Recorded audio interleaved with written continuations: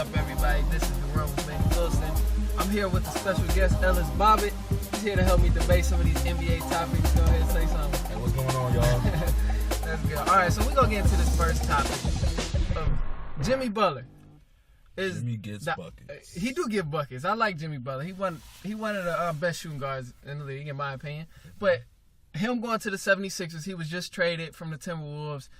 Do you think that's going to work with the 76ers and Jimmy Butler?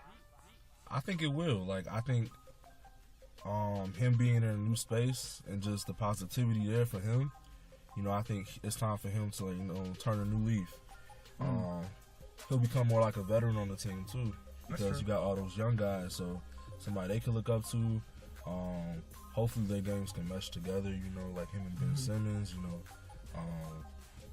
Jimmy, I would say he's like the premier shooter on the team now because, he don't have a choice. They don't really have much shooting. Exactly. They didn't have much shooting to start with, but even though they just traded a few people, one of the guys could. I mean, they was okay shooters. They wasn't like pure shooters. Their best shooter is still J.J. Redick, though. Yeah. But when they get Jimmy Butler, that gives them an option for somebody else who can create their own shot. Yeah. That's what I like about Jimmy Butler going there, because it doesn't have to be so much pressure on only Joel Embiid or only Ben Simmons. Yeah. Now it opens up more opportunities for Jimmy can play more minutes and let other people rest, and he can create his own shot. He might have a quarter where he take over, whatever. But it just brings more opportunities all together for the team, and that's what I do like it.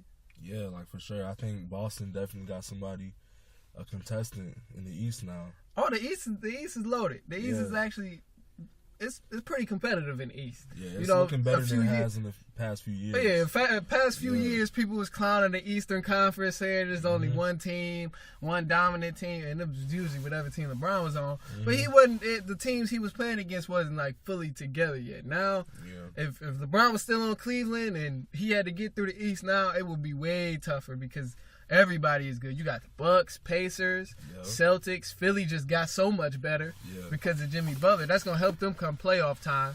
So it definitely helps them a lot, man. And it spreads out that competition in the East. Yeah, that's what I like to see. And in terms of Jimmy Butler getting there, a lot of people have tried to say that the blame was solely on Jimmy Butler, and he's been a problem with every team he goes to. People was talking about, I don't know if you've seen it, but they was talking about how when he was on the Bulls, he was a lot of problems, and he was the main problem on the Bulls. When he was on the Timberwolves, of course, he was the main problem. But I don't think it was like that. Jimmy Butler, to me, seems like a guy who just likes to win. He likes to compete, and he just wants to win. Overall, that's the whole thing. When he was in Minnesota, he was clearly unhappy. And he came out and said that the people he was playing with ain't had no heart. And as somebody who likes sports, if I'm playing with somebody who ain't got no heart and no fight in them, that's going to piss me off too. Yeah, he just want to win. And that's what I feel like a lot of players are not doing. They want to win championships. They going into that next phase versus being worried about, I don't know. Yes, there's still loyalties within the league, but it's also people are just more worried about just getting to an organized team already. Yeah, get into a team where they know it's something there they can build off of. That's true. That's true. But I like Jimmy Butler. I mean, I feel like either way, wherever he would have went, that narrative can still be true because at this point in the game, you got to have almost a stacked team. Your team got to be stacked with at least 3 or 4 superstars or 3 or 4 good players, good key concept players, to compete for a championship. The way it is when you got teams out there like the Warriors and you got Rockets and even the Celtics are a really good team. I talk about that a lot because not only do they have Kyrie, they got Jason Tatum and Brown. They all good players. So you gotta have some kind of depth when you building a team and you trying to get your team right. And with Jimmy Butler going to the 76ers, they definitely add a lot of depth. And I think the players around him too are not as soft as people like they was in Minnesota, like Karl Anthony Towns. A lot of people said, or mostly him, he came out was straight just killing him, man. What did you say? You ain't hear about how he was calling everybody soft, and he was in practice talking about y'all effing me, and he was like, y'all ain't nothing without me. He was going crazy on the Minnesota Timberwolves, and he was most of that anger came from him just saying these guys are superstars. They're supposed to be superstars. They high draft picks. And you gotta understand, Jimmy Butler, he wasn't no high draft pick. 30th pick. Yeah, he came low, and he ain't go to no big college, none of that. So all his stuff came straight from hard work. So he playing with guys who first draft picks or first rounders, and he like, what are y'all doing? Like, y'all supposed to be winning. Like, what's going on? You're supposed to be the man. Like, come on, compete with me. Like, I'm trying to make you better, and if you gonna back down, and that's not the best. That's not a type of person I want to play with. If you're going to back down from the challenge. But with 76ers, those two guys, mostly Joel Embiid and Ben Simmons, them two are, one, they both already good. Joel Embiid is really good. And Ben Simmons, he still has developing he got to do in his game, mostly just with getting a jump shot. But if you look at the example that Jimmy Butler is talking trash to Ben Simmons or whatever, trying to get him to compete a certain way, Ben Simmons is gonna fight back. Yeah. I don't think Ben Simmons is that type of person who has the quit in him, or definitely not Joel Embiid. Joel Embiid is way I don't want to say he's just about pretty cocky. He's pretty cocky, but that's good though. Across as humble. Yeah. He but he ball out. That's the main important part. And he's way too much of a superstar to let somebody else just come in on the team and just punk him out. Yeah. He was the one who started that, or the main person who really embraced the slogan "Trust the process." Yeah. He was there when Ben Simmons was down, all that. So yeah, and I feel like Jimmy coming into that, he might test him and be like, yeah, he gonna try. He gonna try. Oh yeah. And I think if they put him in his place, be like, hey, you on this team now, but you're not gonna just come in here acting like you own it. I think like that's what Jimmy wants. Yeah. He wants somebody with some backbone. Yeah, that's exactly all it is. He wasn't getting that in Minnesota, That's all it is. And I know that they lost the other night, right? Yeah. They ended up losing. So I know that was a rough start, but it's going to take a little bit of time for them to go ahead and get it together and, start playing as a team, and for the system to start working efficiently with new players. But ultimately, it's going to all turn out to be good. Come playoff time, that team is going to be much better. We might see, lower numbers from Butler just because he's playing with, I feel like, people who all need their touches, A little bit, but Ben Simmons ain't shooting the ball regardless. So he's more of a pass type of point guard, or point forward, I should say, anyway.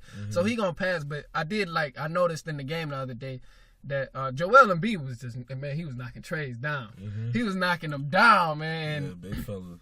And I think that's gonna be another key factor too, is because they have another player who can spread the floor. Although Jimmy Butler isn't a pure shooter, he's one of those players like, okay, we ain't just going to leave him open multiple times. Because when he get hot, he get hot.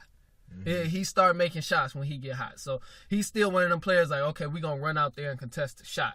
Yeah. So then Joel Embiid, he was knocking him down last night. So as long as he can keep shooting like that, that's going to definitely take them to another level as it is. But he can pretty much score from anywhere around the court as it is. So that definitely helps them. So you got players like Jimmy Butler.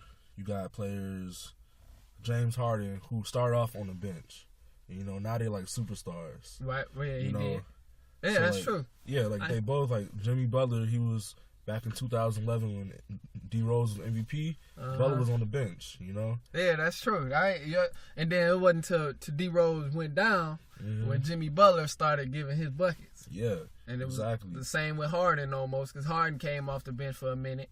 Or at OKC, and he was six man of and he was balling out. Went to a different team, and he did his thing. And ever since Jimmy Butler, or it was mostly like I said, it was mostly when D Rose went down. That's when Jimmy Butler showed like, look, I can hoop. Like I'm sweet.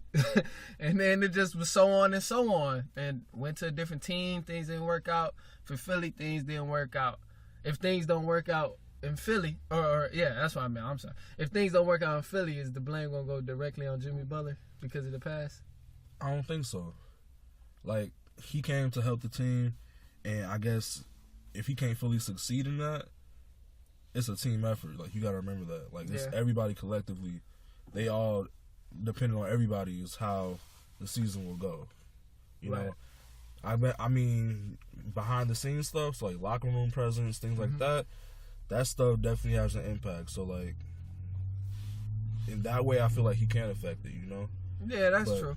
On the court, I feel like it translates on the court too. What happened off the court, affects what's on the court.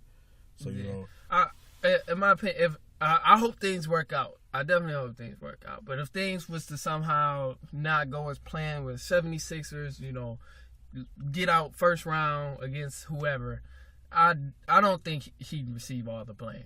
One, because it wouldn't be entirely his fault. I mean, it depends on if actions or if other people on the team was to blame him, then that'd be different. Like, if we seen a difference in the play, how he was doing things, or the way he was like running things in the locker room or trying to run things in the locker room, because I'm sure we would hear about it. In today's media, I'm sure they'll report all that stuff or anything that happened with behind the scenes. But other than that, I don't think he'd take all the blame for it.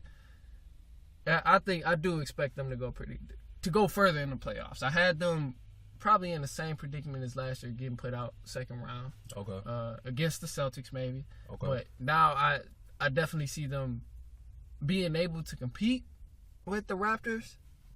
Maybe not beat the Raptors, but they definitely make that an option now. And I'll still have to see like how they gel together as they keep playing, or whether they could beat the Raptors and get to the conference finals, because I got Celtics already going there. Yeah. But I would have to see how Philly competes through the rest of the season if they can get there to the finals or the conference finals with the Celtics.